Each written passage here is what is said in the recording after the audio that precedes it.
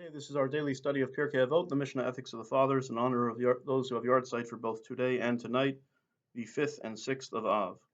The yard sites for today: Sylvia Agron, Irving Birnbaum, Pincus Fox, Pearl Gilgis, David Cantor, Morris Lester, Morris Weisberger, and Jean Zarofsky.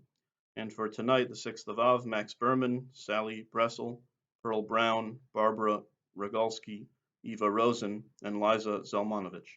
May their memory be for a blessing. A link to the text in the Mishnah will be in the first comment below. We are up to chapter 5, Mishnah 13, still in the patterns of 4. So, Arba Midos Benos Tzedakah. There are 4 types of people who give charity, or when it comes to charity. So, some of them don't give, as well. Harotzes sheyitain v'lo yitnu acherim, eino ra b'shel acherim. There's a person who gives charity but doesn't want others to give. So he has an evil eye towards others, and that's not good.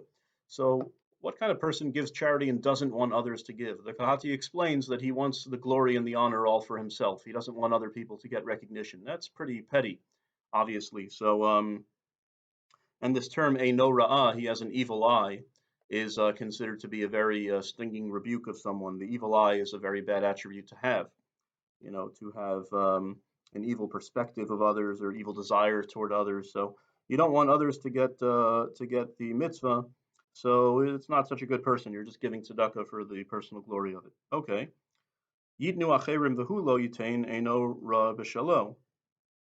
He who wants others to give but not himself, so his eye is evil towards himself. So you want the poor to be. This is a little bit different. You want the poor to be supported. You just want other people to do it. But you're not going to give any of your own money yourself. Now you have an evil eye toward yourself, which is a way of saying you're sort of damning yourself with not accruing mitzvah points and not accruing reward for the afterlife.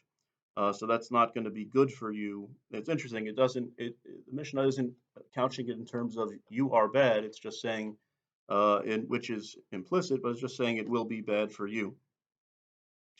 Okay.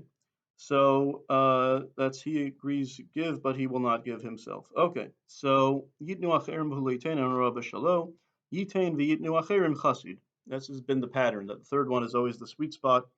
He who agrees to give and also wants that other people should give, he is pious. That's a pious person. You give charity, and you want other people to give charity. I should mention about the previous guy who doesn't give himself. Obviously, if someone's extremely poor and can't really afford to give charity, it's a different story. Talking about all things being equal. Okay, and finally the last one, lo yitain v'lo yitnu acherim rasha.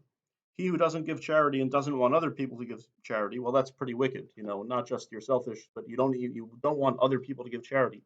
Why would you not want other people to give charity? I think this ties into one of our previous Mishnahs, if you recall, that there are 4 different types of people when it comes to their own possessions. There was the guy who says, shali shali v'shalach shalach, zomida benonis. What's mine is mine, what's yours is yours. So the first opinion in the Mishnah says that's an average person. V'yesh omrim zo midas Sodom, but some people say, no, that's the attribute of Sodom, the evil city. That's the worst thing in the world. And we said, what accounts for this distinction? Is he average or is he evil? What's mine is mine, what's yours is yours appears to be average.